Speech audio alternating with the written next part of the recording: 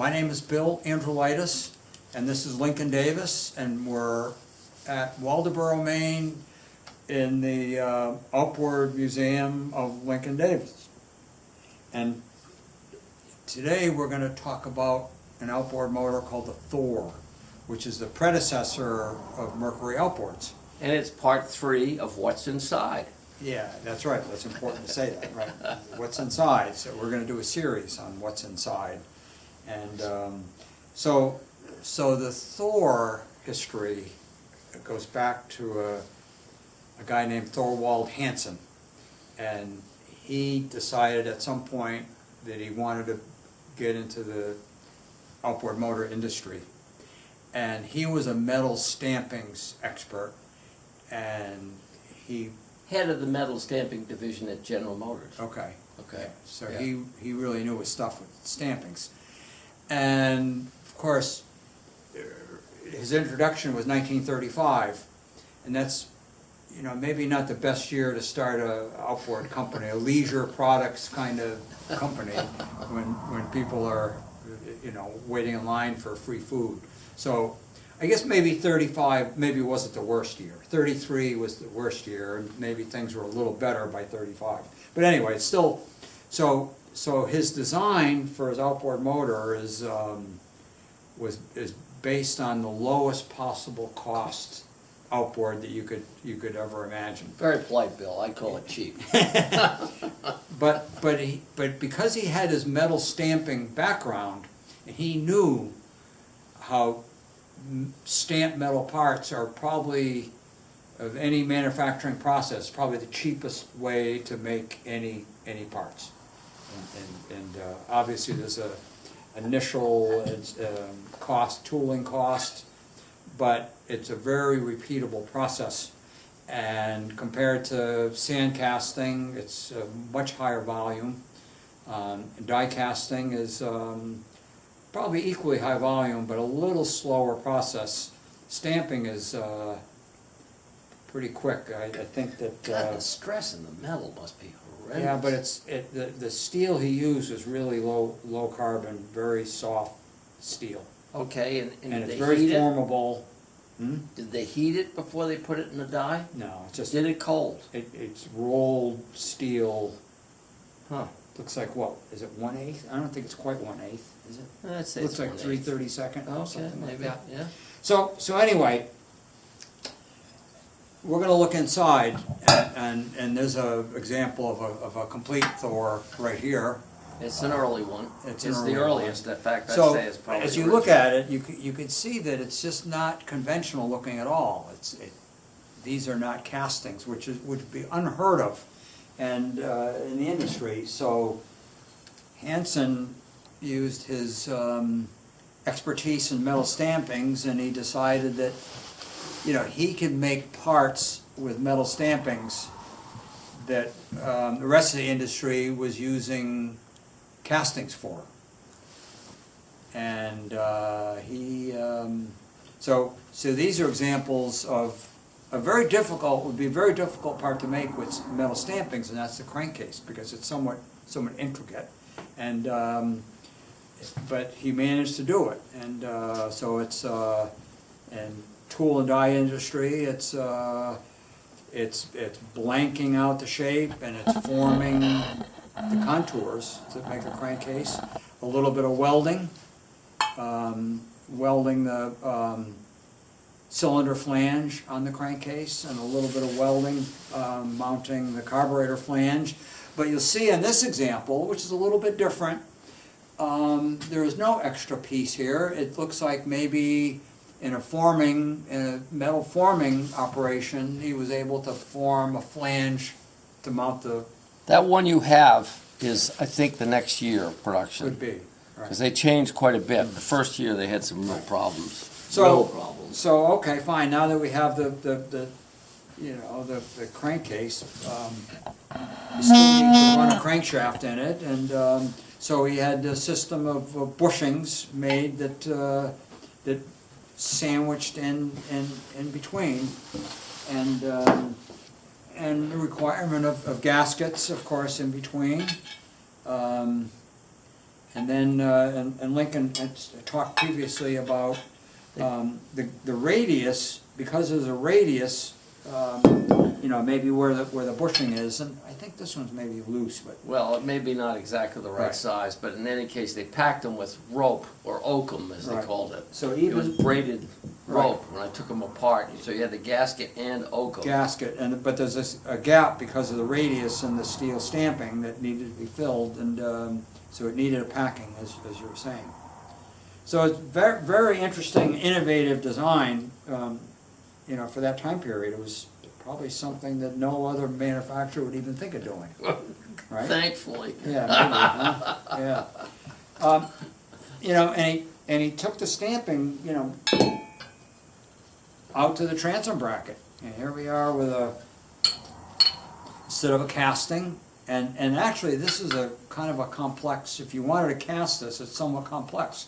And even a lot of the die casting, you know, components on other manufactured engines were resistant to even do a transom bracket, and for a long time it was still a sand casting, which is somewhat limiting for a high volume. I've seen this type of a clamp bracket on other engines. Yeah, like water so witches. obviously this was probably one of the better ideas. Yeah, It was a right. low-cost Yes, for system to work, and, Absolutely. and that was something that came out of this that may have been Right. So may have there's been pretty good. yeah. So there's stamping, there's welding, there's this thick piece for the transom screw needs to be thick to hold the thread. Yep. And that piece is welded on, and you know, anyway. So another really innovative feature on the Thors, single cylinders anyway, is this crankshaft. And this is totally unheard of in the outboard industry at the time. It's probably borrowed from the motorcycle technology.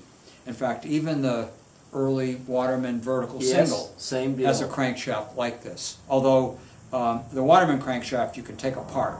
The Waterman crankshaft is more like a motorcycle crankshaft that has threaded fasteners, and the crank pin is held in like taper fitted, and it's easier to take apart. But this one's all pressed together, and what it saves is the need to have a crankshaft forged. Typically, the industry used all forged steel crankshafts, and I think in many cases that was something that was supplied outside the company. It was there were specialty forging shops that did that. But this, for this example, it was probably all done at the What's Thor. a little bit interesting about this, if you see these holes Right. on either end, those are for putting it on an alignment jig and pressing it together, and or repairing the crankshaft, taking it apart and putting it back together again. At the same time, it's a balance feature, Probably. Right, 'cause- Yes, 'cause because it's on this- the opposite side maybe, right? but Because of where the connecting rod it's is, heavier. it's heavier, so they lightened it that way. But those definitely today oh yeah, well, they'd be are tooling. alignments. Yeah, oh, for tooling sure. to align Yeah, them. oh, for sure. And yeah, and even today, I mean, there's people today servicing motorcycle. And Built up. Yamaha Yeah, that's uses true, this right, same, right, still yeah, uses yeah, this same yeah. type of crankshaft. Yeah, But right. I will say that the machine tooling, the press fit isn't good enough. Right. They fell apart, they backfired, they twist. Right. Yeah, this design is and- totally dependent on Excellent machining, and I don't Good. think there was excellent machining. and really tight press fits. Right. I mean, considering the equivalent was a forged steel crankshaft that wouldn't twist, you know, no Right, matter what you did to exactly. it, basically. But there's also another interesting thing to think about. Because this crankcase is so open, and that's kind of a no-no with two strokes, having too much crankcase volume affects, you know, crankcase scavenging. You know, it affects crankcase suction. It Affects also, fuel delivery. yeah.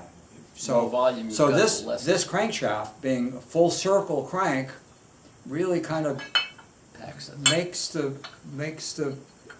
big open crankcase not so big and open anymore. So it really kind of they go together. You know, they really go very well together. And, Yeah, like that Alto crank of yours didn't have any volume at all to it. No, it's all Yeah. open, right. Um, Really, the only main casting on the whole thing is the cylinder casting, which is cast iron, integral cylinder head. Very typical for the industry. There's nothing really innovative or special about this, other than it probably pained him to have to go and get a casting. I'm sure that, you know, he would have Sure he loved to would have like made it. this out of steel stampings. And actually, later on, just post-World War II, there was a car called a Crosley. Yes. And that guy was a stamping guy too. And his first four-cylinder Crosley engines for the first run, the whole engine block was steel stampings. He sold them to the marine industry as well. They were- Yeah, that's right. Yeah. Right. The Crosley, Faisal, yep. Faisal and Yep, all that. Yep, four-stroke Yeah. outboard, yeah. And that was a complex steel stampings that were all little pieces fitting together to make all the ports and the combustion chamber and the water jackets, and that was all furnace brazed. So it was all assembled in those silver copper paste, you know, put on, and they went in the furnace and they came out all done. Anyway, we're deviating a little. That's The only all right, other it's good. casting is this exhaust manifold. Which is water cooled It's water cooled and disappeared very quickly. pretty quickly.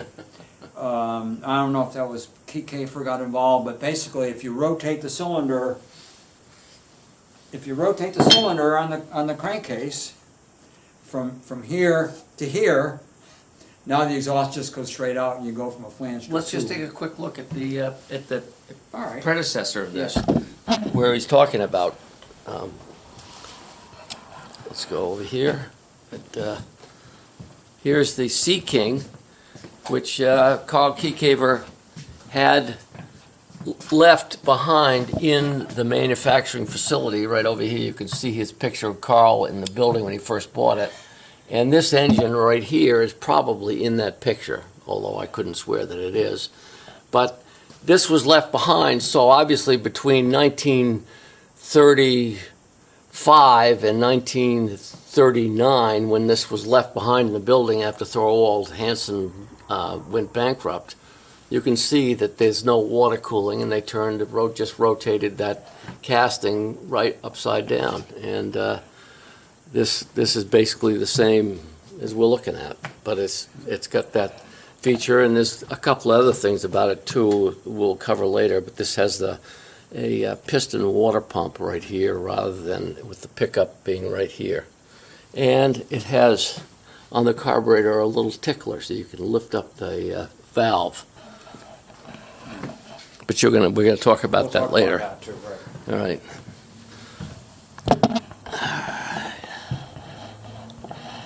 All right, here we go. You're still on. Yep.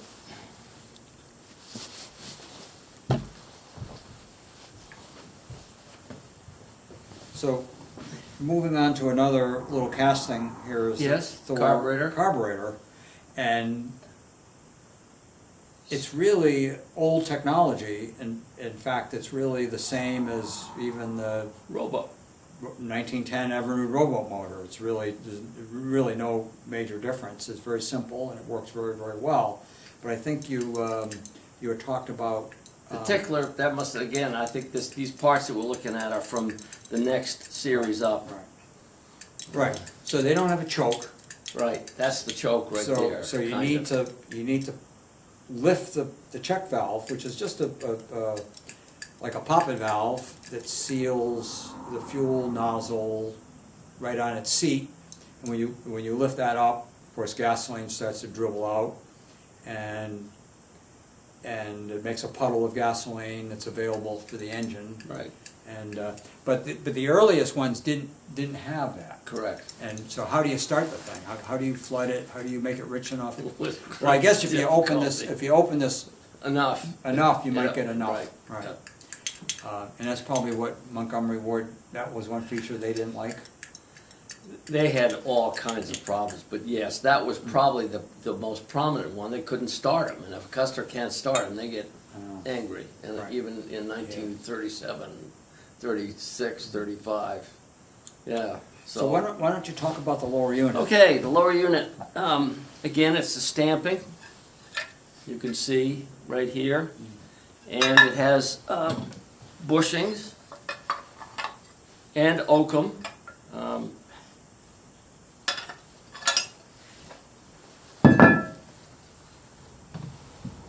And you could set your gear lash without a great deal of difficulty by positioning your bushings up either higher or lower.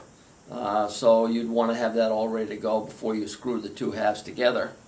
But you can see it right here. Now this particular unit right here has the housing for the old original fan type, which is in this outboard right down here. This original one, it actually had a fan blade in here which forced the water up this tube. Is that like a vein? Yes, it was a vein pump. Yeah. And they went instead to a piston pump. They converted this unit right here into a piston pump. You can see the eccentric right here for actuating the piston to drive up and down. So the first vein pump was kind of a failure. If you don't go fast enough, it doesn't cool, and the carburetor doesn't really work above a certain RPM. So this engine had an operating range of about 100 RPM, where it really actually ran the right way with the cooling properly and everything else. So it's pretty marginal. And So this is low carbon steel, these Again, stampings. yeah. And so how do you think that does in salt water? not good. This one must not be a saltwater motor, right? No, Yeah. I It doesn't look like it's rusty right. at all, although it's got a good paint. It's yeah, paint job Good, on it. really good paint job on it. But again, they leaked, and obviously, I think you'll see. Isn't there a? Yeah, here's the plug fitting, Pump grease in. pump grease in, and a lot of people didn't do that. I mean, I think that's still a common failing. Well, this guy did. Yeah, he did. Look at that old black Yeah. grease. That Yeah. stuff is, Yeah, really, that's- really amazing stuff. But a lot of people don't, and unfortunately, in a situation like this, the disintegration is pretty quick. Yeah. Nothing likes to run in water for too long, especially a mild steel drive shaft like this one. Yeah, it's showing some pits. It's Pits. Yeah. pretty tired. How about the piston? Anything? Yeah. Well, this is probably a slightly different one. Again, maybe yeah, a later one. little bit newer one. It's got an aluminum piston, which is pretty standard. In fact, I can tell you this is a newer one because of where the deflector is. So this one needed a intake and exhaust Yeah, vertical. So that probably came out of a Sea Whereas- King. Yes. Yeah, whereas yes. this one would have a piston that was to be turned this way with a piston pin. Our inside stuff came from a box full of extra parts for these engines. So, and the interesting thing is now that you show this is one that Key Caver probably did because when all the engines were returned for Sea King and he got the place after Thorwald Hansen left, one of his things that he did was he bought crankshafts from Sears Roebuck, which were one piece. Right. So he had to have a connecting rod that could be detached and screwed on to this. This connecting rod is part of the pressed together process. Right? Yeah. Is that a good Yeah, explanation? that's it. No, Okay, good. that's really it. So you wonder though. Makes me wonder if if this then would require a crankshaft that's more conventional forging. Look. Oh yeah, it is. Right. The So look Sears at all Roebuck was a water witch. It Yeah, wasn't right, conventionally right. cast. So look at all the extra space now we're dealing with, right? I mean, the full circle crank kind of filled that extra space. But I Who gotta cares? say, Right. you take this one with the full circle crank and you take the Sea King, the Sea King starts and runs very well. Okay. So I couldn't tell you what Yeah, what doesn't what matter. the deal is. Right. But in So- any case, So I'm kind of wondering what the cost comparison. So here we are, this mass producible stamping business. There's no extra cost with anything on this. So you wonder how that compared to cost cost-wise to, like a single cylinder Johnson or Elto or one of those? I think things though were changing too. Keycaver inherited this place in he didn't inherit, his uncle was on the bank board, and he got it with all this stuff there, stampings, Right. engines Yeah. returned from Sears Roebuck, not from Sears Roebuck, from Montgomery Ward, and, he just wanted to make some money, so he put together whatever he could. Right, And I think by the time he decided he was gonna get into the outboard industry, the war was starting to get pretty heavy in Europe, or Yeah. it was starting to heat up. Right. And there was a lot of manufacturing going on, and there was a lot more money, I The think, Lend-Lease too. program was already in motion? Yeah, I think it probably was, yes. So, there was more money to be had, and I don't think cost was quite quite a bad thing as it was in 1935. And then he soon decided that the stamping wasn't the way to go. No. Right, and, Yeah. I mean, it's not the most attractive looking outboard. Well, should we take a look at what came next? What was actually But before we do that, Okay. let's just briefly talk about. the So, magneto? Yeah, so we have all this low-cost parts, but the Thor company didn't make their own magnetos, right, so they have to buy them. You have to, yeah. And in this case, I believe it's an American Bosch Yeah. magneto, and so I don't know how that affected the cost. Johnson would have made their own, comparing it to like a single-cylinder Johnson at that same time period, like a Model 100 or something like that. Johnson made a single that it would have had their own magneto. They would have to Yeah. buy the magneto. Yeah, right, well, that's another cost that you have control of, yeah, Right. yeah. Anyway. And these, they had to buy, you had to buy what you had to buy. I Right. mean, Yeah. you couldn't make it, you had to buy it. Right. Yeah, right, well, All right, anyhow, so it evolved. Let's- evolution took place as a result of this thing, him actually making this engine, Carl Keycaver took this engine and fixed it so it ran reliably and started well. Right. That Sea King is an example, and that started And in you've the run it, I mean, industry. you did a video or something. Oh, yeah, Right, yeah, I've run this one Yeah. and that one, there's two Right. videos Yeah. of both, there's a video of each one of them. Mm. I don't know how long ago it was, though, I don't even know. Senior room or something like Yeah, that. right, so, yeah. And that's about it, this is number 3 of what's Okay. inside. All right, yeah, we'll finish up with this, and you'll have to wait for more in the future. All right, sounds good, Bill.